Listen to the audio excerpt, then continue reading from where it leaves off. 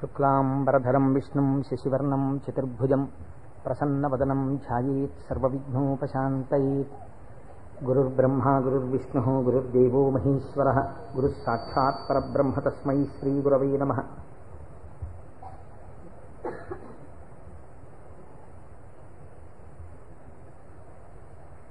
వ్యాసాయ విష్ణురూపాయ వ్యాసరూపాయ విష్ణవే నమో వై బ్రహ్మనిధయే వాసిష్ఠాయ నమో నమః. కూజంతం రామ రామేతి మధురం మధురాక్షరం ఆరుహ్య కవితాశాఖాం వందే వాల్మీకికోకిలం. శ్రుతిస్మృతిపురాణానాం ఆలయం కరుణాలయం నమామి భగవత్పాదశంకరం లోకశంకరం. వాగర్ధావివ సంపృక్తౌ వాగర్ధప్రతిపత్తయే జగతః పితరౌ వందే పార్వతీపరమేశ్వరౌ. సూక్తిం సమగ్రయతున స్వయమేవ లక్ష్మీః శ్రీరంగరాజమహిషీమధురైకటాక్షైః. వైదగ్ధ్యవర్ణగుణగుంభనగౌరవైర్యాం కండూలకర్ణకుహరాः కవయోధయంతి. హైమోర్ధ్వపుండ్రమజహన్మకుటం సునాసం మందస్మితం మకరకుండలచారుగండం బింబాధరం బహుళదీర్ఘకృపాకటాక్షం. శ్రీవేంకటేశముఖమాత్మని సన్నిధత్తాం మనోజవం మరుతతుల్యవేగం జితేంద్రియం బుద్ధిమతాం వరిష్టం. వాతాత్మజం వనరయూధముఖ్యం శ్రీరామదూతం శిరసా నమామి. ఆపదామపహర్తారం దాతారం సర్వసంపదాం లోకాభిరామం శ్రీరామం భూయో భూయో నమామ్యహం. సింధూరారుణ విగ్రహాం త్రినయనాం మాణిక్యమౌళిస్ఫురత్తారానాయకశేఖరాం స్మితముఖీం ఆపీనవక్షోరుహాం. పాణిభ్యాం అళిపూర్ణరత్నచషకం రక్తోత్పలం బిభ్రతీం సౌమ్యాం రత్నఘటస్థరక్తచరణాం ధ్యాయేత్పరేదంబికాం. హరి ఓం. పరమేశ్వర స్వరూపమైన సభకి నమస్కారం. ఇది ఉత్తరాయణ పుణ్యకాలం. దక్షిణాయనం పూర్తయి మనం ఉత్తరాయణంలోకి ప్రవేశించాం. ఈ ఉత్తరాయణ పుణ్యకాలంలో శివనామం ఒక్కసారి పలికిన వారు ఎవరైనా ఉన్నారా అని గమనిస్తారట. అంత మహోత్కృష్టమైన కాలం. విశేషించి అదృష్టం ఏమిటంటే మనం ప్రతిరోజు ప్రదోష వేళలో ఈ ఉపన్యాసాన్ని ప్రారంభం చేస్తాం. ప్రదోష వేళ పార్వతీ పరమేశ్వరుల యొక్క అర్ధనారీశ్వర స్వరూపంగా శాస్త్రం భావన చేస్తుంది. అంత పరమ పవిత్రమైనటువంటి అసుర సంధ్య వేళలో సాక్షాత్తుగా శంకరుడు వృషభవాహనారూఢుడై ఈ భూమండలం మీద తిరుగుతూ శ్రీశైల పర్వతం మీద ఒక్కసారి దిగుతారట. అందుకే సంధ్యారంభ విజృంభితం శృతిశిరస్థానాంతరాధిష్ఠితం సప్రేమ భ్రమరాభిరామమ సకృత్సద్వాసనాశోభితం భోగీంద్రాభరణం సమస్త సుమన పూజ్యం గుణావిష్కృతం సేవే శ్రీగిరి మల్లికార్జున మహాలింగం శివాలింగితం అంటారు. ఒక మద్ది చెట్టు నల్లుకున్నటువంటి మల్లెతీగని చూసినటువంటి శంకర భగవత్పాదులు పార్వతీదేవి చేత ఆలింగనము చేయబడిన పరమేశ్వర స్వరూపాన్ని శ్రీశైల పర్వత శిఖరముల మీద దర్శనం చేసినటువంటి మహోత్కృష్టమైన శ్లోకం అది. అటువంటి శివస్వరూపాన్ని మనం ప్రదోష వేళలో ప్రవచనంగా చేసుకునే ముందు శివపురాణం సామాన్యమైంది కాదు, చాలా పెద్ద గ్రంథం అది. అంత పెద్ద గ్రంథంలో మనకి ఉపయుక్తమైనవి ఉన్నాయి, చాలా జటిలమైనవి ఉన్నాయి. నిత్య జీవితంలో వాటిని అనుష్ఠానంలోకి తెచ్చుకోవడానికి అన్ని ఆశ్రమాలకి అలివి కానివి ఉన్నాయి. కనుక నేను అనుకున్నాను, శివాష్టోత్తర శతనామ స్తోత్రాన్ని ఉత్తరాయణ పుణ్యకాలం కనుక నేనేదో ప్రవచనం చేయడం కేవలం వినడం కాకుండా ప్రతిరోజు ఈ కార్డు పట్టుకుని వస్తే ప్రదోష వేళలో మనం ఇటువంటి దేవాలయంలో కూర్చుని చెప్పుకున్నటువంటి నామం 1,000,000 రెట్లు ఫలితం ఇస్తుంది. ఒక 30 రోజులో 40 రోజులో ఈ ప్రవచనాలు కొనసాగినప్పుడు మీరు ప్రతిరోజు ఈ నామాలు పలికారనుకోండి, 108 ఇంటూ 1,000,000 అంత నామం చేసినటువంటి ఫలితం మన ఖాతాలో ఈశ్వరుడు వేస్తాడు. దాని మీద వినడం శృణ్వం తపః, అది తపస్సు చేసినటువంటి ఫలితం అవుతుంది. ఉత్తరాయణ పుణ్యకాలంలో ఇంతకన్నా మనం చేసుకోగలిగినటువంటి మహద్భాగ్యం ఏముంటుంది? దీని మీద సుబ్రహ్మణ్యేశ్వర స్వామి వారికి ఇతపూర్వం నాకు తెలిసి కాకినాడ పట్టణంలో ఎన్నడూ జరగనంత అత్యద్భుతమైనటువంటి కార్యక్రమాన్ని మనం ఫిబ్రవరి 10, 11 తేదీలలో సుబ్రహ్మణ్యేశ్వర స్వామి వారి ఆవిర్భావము, తారకాసుర సంహారము, వల్లీ కళ్యాణము ఇవన్నీ శివపురాణాంతర్గతంగా వస్తాయి. ఇవన్నీ విన్న తరువాత 200 జంటలు పాలకావిళ్ళు ఎత్తి పట్టుకుని, కావిడి పట్టుకున్న వాళ్ళకి ఇంకా ఆచంద్రతారార్కం వంశాభివృద్ధి కోరికలు తీరుస్తానని పరమాత్మ ప్రకటించారు. ద్రవిడ దేశంలో అయితే కావిడి పట్టుకుని వెడుతుంటే సంతానము లేనటువంటి స్త్రీలు పడుకుని వారు దాటేటట్టుగా పడుకుంటారు. వారు దాటితే సుబ్రహ్మణ్యుడే దాటినట్టు. సంతానము కలగకుండా ఉన్నటువంటి ప్రతిబంధకము దానివల్ల తొలగిపోతుంది అని. అటువంటి ఉత్సవం నాకు తెలిసి జరగలేదు. పెద్దలు పూర్వం ఎవరైనా చేసి ఉండి ఉండవచ్చు. అటువంటి ఉత్సవాన్ని మనం ఫిబ్రవరి 11వ తారీఖున చేసుకోబోతున్నాం ఇక్కడ. ఆ రోజున సుబ్రహ్మణ్య సంబంధంగా ఒక గొప్ప హోమం జరుగుతుంది. సుబ్రహ్మణ్యుడికి పాలకావిళ్ళు పట్టుకొచ్చిన కావిళ్లలో పాలతోటే అభిషేకం జరుగుతుంది. అదే రోజున స్వామివారికి సాయంకాలం వల్లీ కళ్యాణం జరుగుతుంది. బహుశా వల్లీ కళ్యాణం జరగడం అన్నది మనం చాలా తక్కువగా చూసాం. వల్లీ కళ్యాణం ఆ రోజు సాయంకాలం ఇక్కడ జరుగుతుంది. ఇది కాకుండా ఇంకా కొన్ని విశేష కార్యక్రమాలు ఇందులో మన జీవితాలు ధన్యమయ్యేటట్టుగా అనుసంధానం చేస్తాం. ఆయా ఘట్టాలు వచ్చినప్పుడు వాటిని మీకు ముందుగానే విజ్ఞాపన చేస్తాను. కనుక శివపురాణాన్ని మనం శివాస్తోత్ర శతనామ స్తోత్రంతో అనుసంధానం చేసుకుంటే ఈ ప్రవచనాలు అయిపోయిన తరువాత కూడా మీరు ఎప్పుడైనా ఇంటి దగ్గర కూర్చుని నామాలు చదువుకుంటుంటే మనస్సు తొందరగా రమిస్తుంది. ఎందుచేత అంటే శివో మహేశ్వర శంభు పినాకి శశిశేఖర అని చదవడం వేరు. శివ అనగానే మొదటి నామం దగ్గర మీకు కొన్ని విషయాలు జ్ఞాపకానికి వచ్చాయనుకోండి, మనస్సు ఏమవుతుందంటే అటు ఇటు వెళ్ళదు, అందులోకి వెళ్ళిపోయి ఏదో ఒక నామంలో ఒక ఘట్టం ఏదో మీకు జ్ఞాపకం వచ్చి దాని గురించి ఆలోచిస్తూ మీరు నామాలన్నీ చదివేశారనుకోండి, ఇప్పుడు మీరు 108 నామాలు దీక్షతో తపస్సుగా చేసిన ఫలితం వస్తుంది. అది అర్థం తెలియకుండా చదువుతున్నారనుకోండి, మనస్సు చించలమై ఎక్కడికో వెళితే నామం చెప్పిన ఫలితం ఉంటుంది, కానీ మనస్సు లగ్నం కాదు. మనస్సును కూడా ఏకీకృతం చేసేటటువంటి ప్రయత్నంలో భాగంగా శివమహాపురాణాన్ని శివాస్తోత్ర శతనామ స్తోత్రంతో అనుసంధానం చేస్తే మనందరికీ ఎక్కువ ప్రయోజనకరంగా ఉంటుంది అని నాకు అనిపించింది. పైగా అందరూ చక్కగా ప్రదోష వేళలో శివనామం చెప్పేటటువంటి అదృష్టాన్ని పొందుతారనిపించింది. నేను అంటాను, మీరు కూడా అనండి.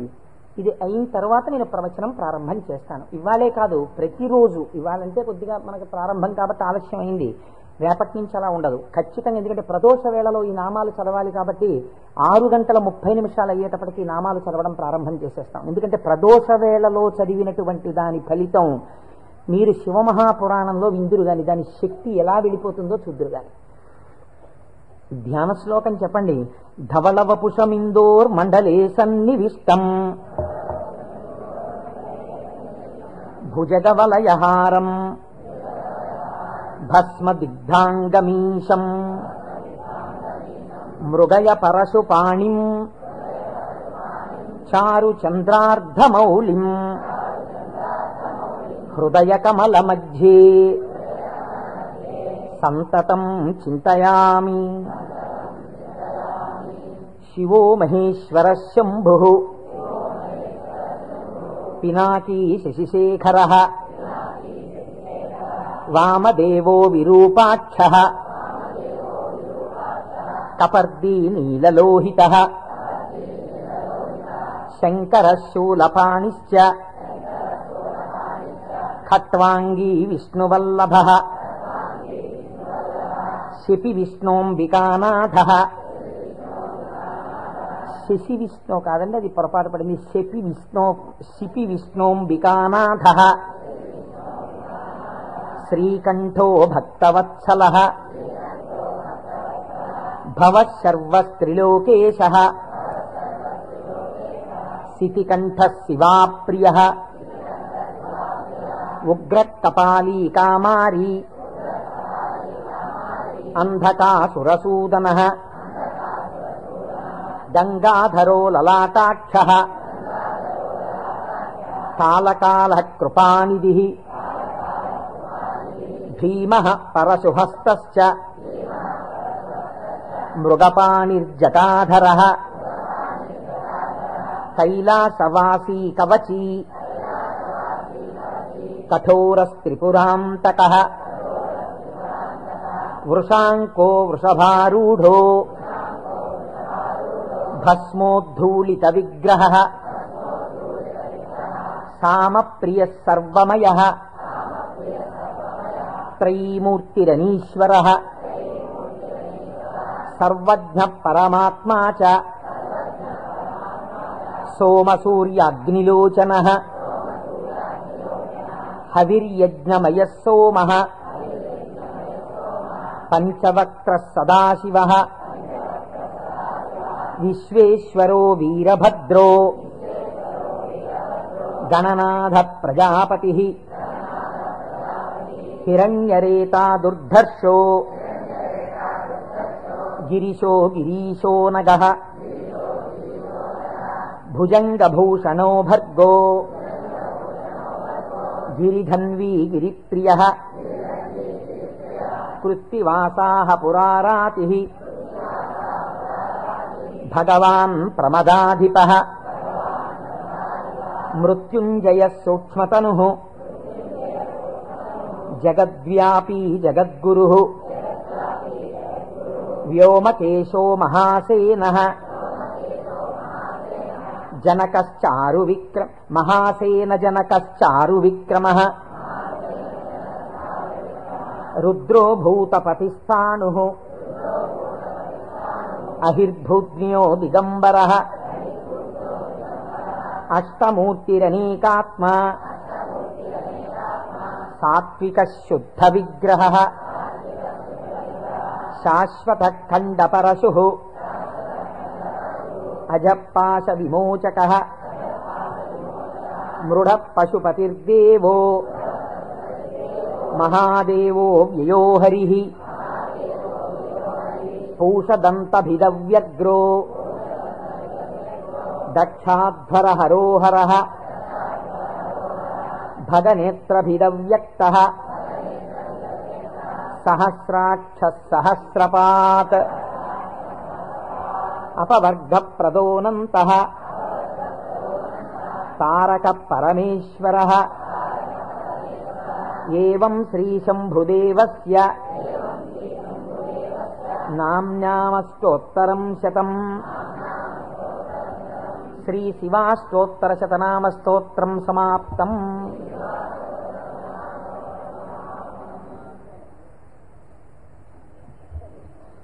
హరి ఓం.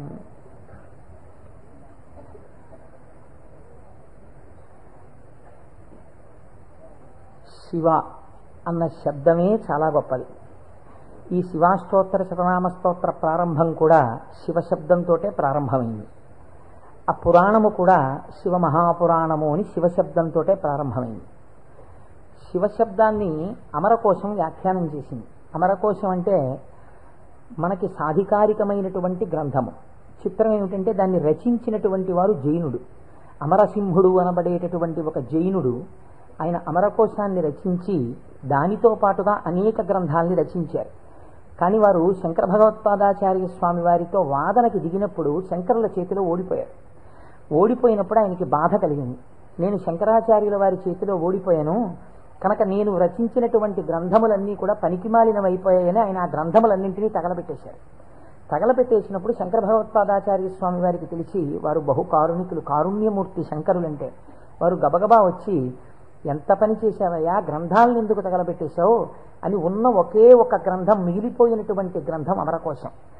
అమరకోశానికి ఉన్నటువంటి గొప్పతనం ఏమిటంటే అది మన సనాతన ధర్మములకు సంబంధించినటువంటి నామముల విషయంలో ఏ పక్షపాతం లేకుండా చక్కగా శృతి ఎలా ప్రతిపాదించిందో, స్మృతులు పురాణములు ఎలా ప్రతిపాదించాయో తాత్వికమైనటువంటి విషయాల్ని, నామములకు అనేకమైన విషయములకు ఉండేటటువంటి అర్థాలని అలా ప్రతిపాదన చేశాడు అమరసింహుడు. దాన్ని అమరకోశము అని పిలుస్తారు. మనం ఏదైనా ఒక విషయాన్ని ప్రతిపాదన చేసే ముందు సాధారణంగా ఒక్కసారి అమరకోశాన్ని చూస్తూ ఉంటారు. శివశబ్దాన్ని అమరకోశం వ్యాఖ్యానం చేసింది. శివ అన్న మాటని ఏ విధంగా మనం అర్థం చేసుకోవలసి ఉంటుంది అంటే, అమరకోశంలో దాని గురించి అనేక రకాలైనటువంటి అర్థాలు చెప్పారు. అసలు ఈ అర్థం ఏమిటో మీకు తెలిస్తే తప్ప, లేదా నాకు తెలిస్తే తప్ప, మనం దాని గురించి కొద్దిగా అర్థం చేసుకునే ప్రయత్నం చేస్తే తప్ప అసలు శివ అనేటటువంటి నామానికి ఉన్న అర్థం తెలియదు. ఎందుకంటే శివ శివ అని రెండు శబ్దములు మనకి లోకంలో నానుడిలో ఉన్నాయి. శివ అంటే శంకరుడు, శివ అంటే పార్వతీదేవి, ఆయన యొక్క శక్తి స్వరూపం. శివ అంటే అమరకోశం అంటుంది శామ్యతి పరమానంద రూపత్వ నిర్వికారో భవతీతి శివ. నిర్వికారుడు అంటే మనకి వికారములు ఉంటాయి. నేను తరచూ మీకు ప్రస్తావన చేస్తుంటాను. ఈ జగత్తులో ఉన్నటువంటి సమస్త ప్రాణులకు, సమస్త జీవులకు 6 వికారములు ఉంటాయి. ఇవి షడ్వికారములు అంటారు. కాలములో ఏదైనా వచ్చిందనుకోండి, దానికి పుట్టినటువంటి తేదీ అని ఒకటి ఉంటుంది. పుట్టిన తేదీ అన్నది పడినది అంటే మీరు ఒకటి గుర్తుపెట్టుకోవాలి, అది షడ్వికారములకు లోనైపోతుంది. ఈ భావన మీ మనస్సులో బాగా రూఢమైందనుకోండి, బాగా పూనుకుందనుకోండి, అసలు సగానికి సగం లోకం పట్ల ఉండేటటువంటి తాదాత్మ్యత తగ్గిపోతుంది. ఇది కేవలం వినడానికి విన్నారనుకోండి, దీని వలన వచ్చేటటువంటి ప్రయోజనం తక్కువగా ఉంటుంది. ఇది బాగా లోపల జీర్ణమైందనుకోండి, మీకు అనేక విషయాలు అర్థం అవుతాయి. మీరు ఒక్కసారి గమనించండి, షడ్వికారములలో ఇక పూర్వం మీరు ఆ వస్తువుని చూడలేదు, కానీ ఆ వస్తువు, ఆ ప్రాణి, ఆ జీవుడు ఒకానొక కాలమునందు ఈ లోకములో పుట్టింది. కాబట్టి ఇప్పుడు దానికి జన్మము అన్న తేదీ ఒకటి వచ్చింది కాలంలో. సరే, కాలం అన్నది యథార్థమా అంటే బీజస్యాంతరివంకురో జగదిదం ప్రాంగ్ నిర్వికల్పం పునః మాయా కల్పిత దేశకాల కలనా వైచిత్ర చిత్రీకృతం అన్నారు శంకరాచార్యుల వారు. ఆ తత్వ పరిశీలనాన్ని పక్కన పెడితే ఒక జన్మ తేదీ ఉంది. ఈ జన్మ తేదీలో ఒక ప్రాణి కనపడగానే శాస్త్రం అంది 6 విషయాలు గుర్తుపెట్టుకో.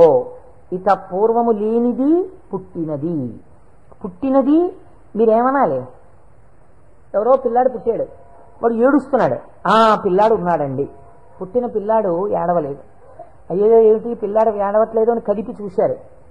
కదిపి చూస్తే డాక్టర్ గారు వచ్చారు, స్టెప్ పెట్టారు, ఊపిరి తీయట్లేదు, నల్లగా అయిపోయి ఉన్నాడు. అయ్యో అమ్మా, నీకు మృత శిశువు జన్మించాడు అన్నాడు. కాబట్టి పుట్టినది. అసలు రెండో వికారం ఉంటుంది, ఉన్నది భవతి అనగా ఈ లోకములోకి వచ్చినప్పుడు అది ఉన్నది. అసలు ఉన్నది అని మీరు అనాలంటే అక్కడే శివ శబ్దం ప్రారంభం, మంగళత్వం. ఉన్నది. ఉన్నది అలాగే ఉండాలా? అలా ఉండదు, పెరగాలి. పెరిగినది.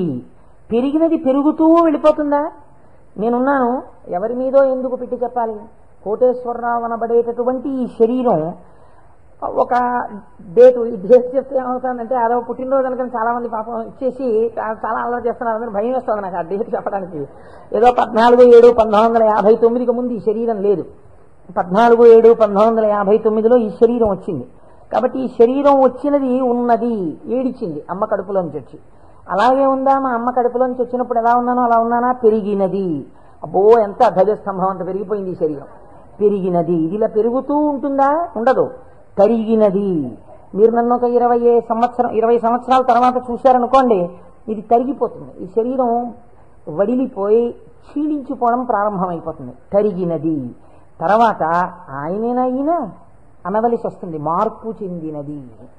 బాగా క్షీణించిపోయి ఇప్పుడున్నంత శరీరం ఉండదు. అయ్య బాబోయ్, అప్పుడు ఎంత ఉండేవారండి మనిషి, ఆయన ఈయన అటుకంత అయిపోయారండి అంటాం. కాబట్టి మార్పు చెందినది, తరిగినది. ఇంకా కొంతకాలం అయిపోయిన తర్వాత నశించిపోయినది. ఇది శరీరం అంత్యేష్టి సంస్కారం చేయబడిపోతుంది. కాబట్టి ఈ 6 వికారములు సమస్త ప్రాణులకు ఉండి తీరుతాయి. జన్మ తేదీ ఉన్నది, చిట్ట చివరి వికారమునకు కూడా సమయం ఉన్నది. ఈ మధ్యలో ఈ 6 వికారములు నడుస్తుంటాయి. ఈ 6 వికారములన్నవి లేనిది ఎవరైనా ఉన్నదా? ఉన్నది. అలా ఉన్నదేదో అదే శివ. అది కాలములో పుట్టలేదు, కాలములో పెరగలేదు, కాలములో ఉండలేదు, కాలములో తరగదు, కాలములో నశించదు. ఎవరి నుండి వచ్చినదో, ఎవరి ఎందు పెరిగినదో, ఎవరి ఎందు లయించిపోతున్నదో వాడు మాత్రం అలా ఉండిపోతున్నాడు. మేకలు వేయింజన్నను భాసురముగనొక్క కోటి పర్ణం బెక్కున్, ఆ కోతులు వేయింజన్నను కోకోయని కొంకినక్క కోయని కూర్చొని అంటారు జానపదులు. అందరూ వస్తారు, వెళ్ళిపోతాయి లోకాలన్నీ. చిట్ట చివరికి వెళ్ళిపోయిన లోకాలన్నీ ఎవరిలోకి వెళ్ళిపోయాయి? వాడు లయించిపోతాడా? వాడు లయించిపోడు. వాడిలోకి అన్ని వెళ్ళిపోయి వాడు ఉండిపోతున్నాడు. అలా ఉండిపోయిన వాడెవడు? వాడు పరబ్రహ్మము. వాడికి శాశ్వతుడు, వాడికి కదలిక లేదు. వాడు ముందున్నాడు, చివరా ఉన్నాడు. అలా ఉన్నవాడెవడో వాడు నిర్వికారుడు. వాడికి వికారములు లేవు. వాడికి వికారం లేదు కాబట్టి వాడు ఎలా ఉంటాడు? వాడి జుట్టు తెల్లబడదు కదండి, వాడికి ముసలితనం లేదు, కాలము లొంగదీయలేదు. కాబట్టి ఇప్పుడు వాడు నిత్య యవ్వనుడు. అందుకే శివుడి గురించి చెప్పినా, అమ్మవారి గురించి చెప్పినా మనం ఏం చెప్తామంటే నమశివాభ్యాం నవయవ్వనాభ్యాం అంటాం. ఈ శ్లోకం మా ముత్తాత గారు చెప్పారు, అప్పుడు నవయవ్వనులే వాళ్ళు. మా తాతగారు చెప్పారు, అప్పుడు నవయవ్వనులే వాళ్ళు. మా ముత్తాత గారు వెళ్ళిపోయారు, మా తాతగారు వెళ్ళిపోయారు, మా తండ్రి గారు చేశారు కొంతకాలం ఆ శ్లోకాలు, మా తండ్రి గారు వెళ్ళిపోయారు. ఇప్పుడు నేను చేస్తున్నాను. నేను చెప్పిన నమశివాభ్యాం నవయవ్వనాభ్యాం పరస్పరాశ్లిష్టవపుద్ధరాభ్యాం. అదేమిటండి, మా ముత్తాతగారు, తాతగారు, తండ్రి గారు, నేను 4 తరాలు మారిపోయా, ఇంకా నవయవ్వనాభ్యాం నేనా? ఆ శ్లోకం మార్చద్దా? వృద్ధాప్యం రాదా? రాదు. ఎందుకు రాదు? మీరు కాలమునకు వశులై కాలమునందు మార్పు మీకు వస్తుంది.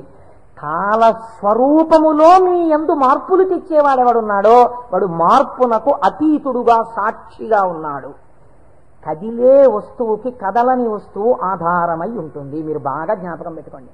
కదిలే వస్తువుకి గడియారానికి ఉన్నటువంటి పెంజూలం ఊగాలనుకోండి, పెంజూలంని పట్టుకున్నటువంటి స్ప్రింగ్ ఊగకూడదు. స్ప్రింగ్ కూడా ఊగడం మొదలెట్టింది అనుకోండి, ఇంకేంటి అలా ఊగదు. స్ప్రింగ్ నిలకడగా ఉంటుంది, పెంజూలం ఊగుతూ ఉంటుంది. ఒక కదిలే వస్తువుకి ఒక కదలని వస్తువు ఎప్పుడూ కూడా ఆధారమై ఉంటుంది. వికారములు కలిగిన జగత్తుకు ఏది వికారములకు అతీతమై ఉన్నదో అది ఆధారమై ఉన్నది. దాని యందే ఈ సమస్త జగత్తు పుట్టి పెరిగి లయించుచున్నది. అటువంటిదేదో అది వికారాతీత స్థితి కలిగినటువంటి పరబ్రహ్మము. దానిని నువ్వు ఒక నామవాచకంతో పిలవాలనుకుంటే శివ అని పిలవవచ్చు. కాబట్టి ఇప్పుడు శివశబ్దం ఎవరిని చెప్తోంది? పరబ్రహ్మాన్ని చెప్తోంది. ఇప్పుడు ఆయన ఎలా ఉంటారు? నిర్వికారమై నిరంజనమై. ఇదే కదండి శివకవచం మాట్లాడుతుంది పూర్వభాగంలో. ఆయన యొక్క స్థితిని ఆయన ఎలా నిర్వికారుడై ఉంటాడో చెప్తుంది. ఇటువంటి పరమాత్మ స్వరూపం మీ కన్నులకు కనపడుతుందా? వికారము పొందుతున్న జగత్తు మీకు కనపడుతుంది, కానీ వికారములు పొందుతున్నటువంటి జగత్తుకి తను ఆధారముగా ఉన్నవాడు మీకు కనపడతాడా? కనపడడు.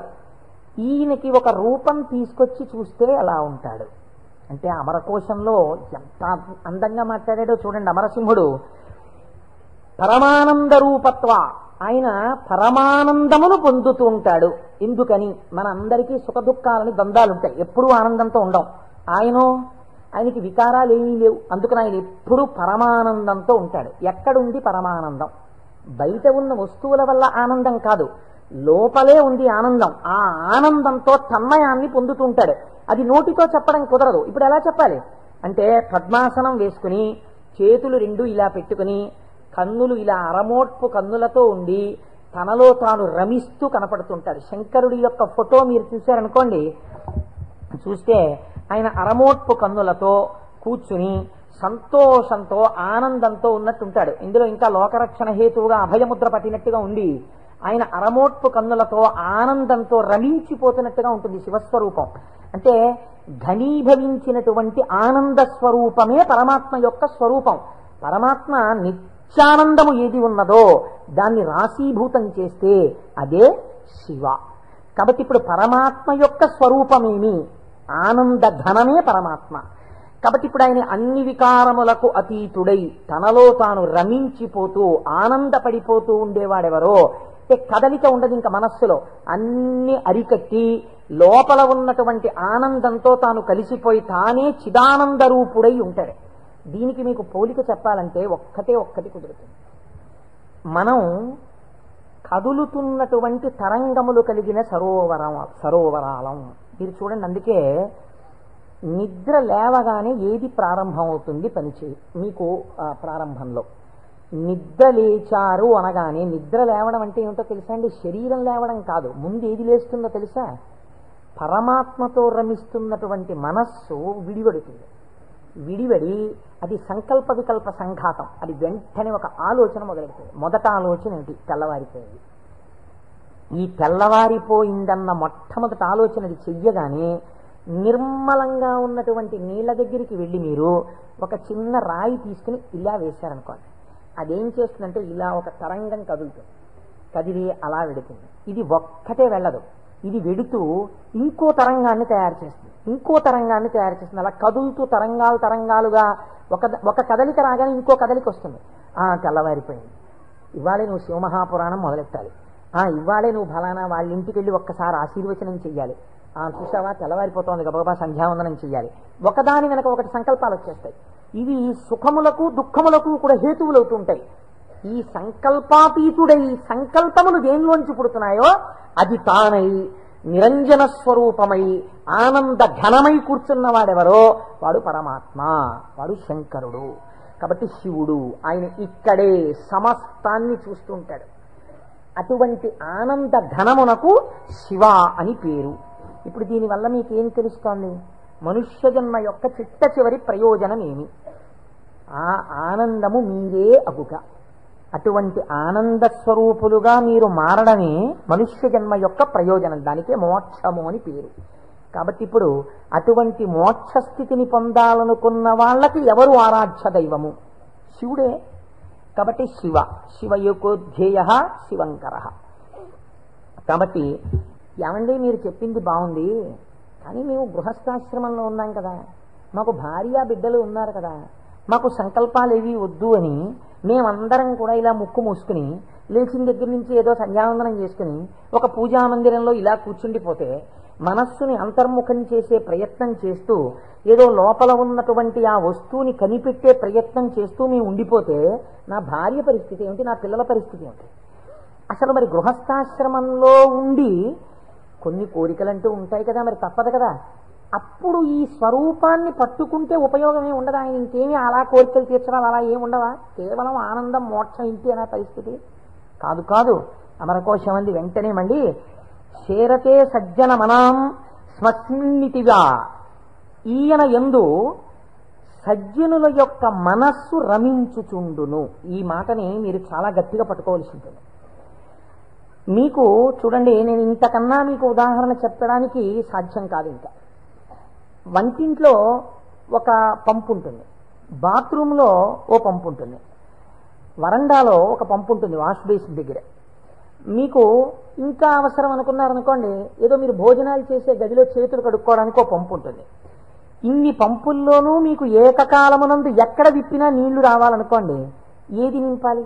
ఏ పంపు కొట్టంలో నీళ్లు పోస్తారా? ఓవర్ హెడ్ వాటర్ ట్యాంక్లో నీళ్లు పోస్తారు. ఓవర్ హెడ్ వాటర్ ట్యాంక్లో నీళ్లు పోస్తే అన్ని పంపుల్లోనూ నీళ్లు వచ్చినట్టు శివస్వరూపాన్ని పట్టుకుంటే అది ఏ రూపంగా, ఏ రకంగా, ఏ విభూతితో, ఏ లక్షణంతో, ఏ గుణంగా మీ మనస్సు ఇష్టపడిన ఏ విధానంగా ఒక్కదాన్ని మీరు పట్టుకుని రమించిపోవడం ప్రారంభించినా అది మీకు కావలసిన సమస్తాన్ని ఇస్తుంది. అలా ఇవ్వగలదు. దానికి ఆ శక్తి ఉన్నది. అది మిమ్మల్ని కాపాడుకుని వస్తుంది. మీరు చూడండి, గొడుగు ఒక్కటి ఇలా పట్టుకున్నారండి, ఇలా గొడుగు పట్టుకుని వెళ్ళిపోతున్నారు. ఇలా గొడుగు పట్టుకు వెళ్ళిపోతుంటే బయట మంచి ఎండ కాసింది. ఇప్పుడు ఆ గొడుగు మిమ్మల్ని రక్షిస్తుందా, రక్షించదా? రక్షిస్తుంది. మీరు వెళ్ళిపోతుండగా మంచి మబ్బు పట్టి వాన ప్రారంభమైంది. గొడుగు రక్షిస్తుందా, రక్షించదా? రక్షిస్తుంది. వాన తగ్గిపోతోంది, ఇంకా కొద్దిగా ఎండ వస్తే బయలుదేరదాం అనుకుని మీరు చెట్టు కింద నించున్నారు. ఒక పక్షి పై నుంచి రెట్ట వేసింది. మీ మీద పడకుండా గొడుగు రక్షిస్తుందా, రక్షించదా? రక్షిస్తుంది. ఒక గొడుగు మీకు శీతలము నుండి, ఉష్ణము నుండి, జలధార నుండి, పక్షి రెట్ట నుండి ఇన్నిటి నుంచి కాపాడినప్పుడు పరమాత్మని పట్టుకున్న వాడి కోరికలు కూడా అన్ని భంగులా తీరుతాయి. మీకు ఏది కావాలో అది వాడు ఇవ్వగలడని మీరు ఎలా అనుకోవట్లేదు? అచేతనమైన ఒక గొడుగు మీకు ఇన్నింటిని ఇవ్వగలిగినప్పుడు మీరు పట్టుకున్న పరమాత్మ మీకు ఏది అవసరమో అది మీకు ఇవ్వడని మీరు ఎలా అనుకుంటున్నారు? మీకు ఏది కావాలో మీరు అడగక్కర్లేకుండా మీకు తీరుస్తాడు. అది గొప్ప. మీరు శాస్త్రంలో ఒక మర్యాద తెలుసుకోవాలి. మీరు అడిగితే ఇచ్చినవాడు గొప్పవాడు కాదండి. మీరు వెళ్ళి అడిగారనుకోండి, వెంటనే మీరు జీవితంలో చాలా దిగజారిపోయిన వ్యక్తులైపోతుంది. ఒకరి దగ్గరికి వెళ్ళి, అయ్యా నాకు ఇది లేదండి, నన్ను మీరు కొంచెం అనుగ్రహించి నాకు ఇది కలిగేటట్టుగా మీరు చెయ్యండి అని అడిగారనుకోండి, వాచికంగా నోరు విప్పి ఒకరి దగ్గరికి వెళ్ళి నాకు ఇది ఇప్పించండి అని అడిగినప్పుడు ఆత్మహత్యా సదృశమే. వాడు చచ్చిపోయినంత బిడియపడిపోతాడు. ఎవరు శీలమున్నవాడు బెంగ పెట్టుకుంటాడు. నోరు విప్పి అడగడమా, వెళ్ళి నాకు ఇది ఇవ్వండి అని ఎలా అడగను అంటాడు. అడగలేడు. అందుకే మనకి పూర్వకాలంలో మీకు తెలుసో తెలీదో, మీసంలో ఒక వెంట్రుక తాకట్టు పెట్టి అప్పు తెచ్చుకునేవారు. మీసంలో వెంట్రుక తాకట్టు పెడితే అప్పు ఇవ్వడం ఏంటండి? అంటే వాళ్ళ రోషానికి చిహ్నం అది. ఎన్నడూ నేను ఒకరిని చెయ్యి అడగలేదురా, చెయ్యి జాపి అడగలేదు. అటువంటి వాణ్ణి నిన్ను అడుగుతున్నాను. నేను ఇంత సిగ్గుపడిపోయానడానికి ఉదాహరణ ఏమిటో తెలుసా? ఈ వెంట్రుక ఒకటి నీ దగ్గర పెట్టుకో, మళ్ళీ తీర్చిన నాడు ఈ వెంట్రుక తీసుకెళ్తాననేవాడు. వాడి రోషానికి, వాడి శీలానికి ఆ వెంట్రుకని ప్రాతిపదికగా తీసుకుని అప్పిచ్చేవారు పూర్వం. అందుకే నా మీసంలో వెంట్రుక తాకట్టేశాననేవారు పూర్వం. కాబట్టి ఒకరి దగ్గరికి వెళ్ళి అడగడం అంటే అంత చిన్నతనం. పరమాత్మ అయినా మిమ్మల్ని అలా చిన్నబుచ్చి ఇస్తాడని మీరు ఎలా అనుకుంటున్నారు? గొడుగు పక్షి రెట్ట నుంచి నన్ను కాపాడు, వాన పడితే కాపాడు, ఎండగా ఉంటే కాపాడు, పై నుంచి ధూళి పడకుండా కాపాడు, ఓ గడుగా నన్ను రక్షించు అని మీరంత స్తోత్రం చేసి వేసుకుంటున్నారేంటి? ఇలా విప్పిలా పట్టుకుంటే ఎంతే రక్షించేయడం దాని ప్రయోజనం. అలా మీరు శివస్వరూపాన్ని పట్టుకుంటే, ఎలా పట్టుకున్నా సరే, అంటే ఎలా పట్టుకోవాలంటే అభిషేకాలు చేయాలా, పూజలు చేయాలా, లేకపోతే దాని స్వరూపం బాగా తెలుసుకోవాలా, అర్థం అవ్వాలా? కాదు. మీ మనస్సు ఏదో ఒక విషయంలో రమించింది అంతే, అది చాలు. మిమ్మల్ని మీకు రక్షణ కల్పించడానికి అది హేతు అవుతుంది. మీకు నేను ఒక ఉదాహరణ చెప్తాను, మీరు దాని వలన దీని వ్యాఖ్యానాన్ని బాగా పట్టుకోగలుగుతారు. నాయనారులని మళ్ళీ నేను ఏదో లౌకికమైన ఉదాహరణ ఎందుకు తేవాలి, మనకి 63 నాయనారులు ఉన్నారు. అంటే శివుని యొక్క అనుగ్రహము చేత తరించిపోయిన మహాపురుషులు. ఆ 63 నాయనారులో గుగ్గుల కలయ నాయనారు అని ఒక ఆయన